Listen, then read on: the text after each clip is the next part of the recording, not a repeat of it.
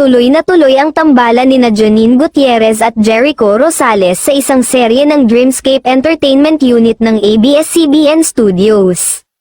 Chika ng source, may ibang mga artistang kasali sa serye na iyon ang nakapag-taping na. Sabi ng isang inusisa, si Janine nga raw ay magti-taping na sa May 28. Yes, kasama rin sa seryeng iyon si Jody Santa Maria. Ayaw magkwento ng source ng mga detalye sa istorya ng serye, pero exciting daw iyon. Sigurado raw na magugustuhan ng mga fani ang tambalang Janine Jericho. Actually, marami nga sa mga fan ni Janine ang sobrang excited at hindi na makapaghintay sa tambalan nila ni Jericho.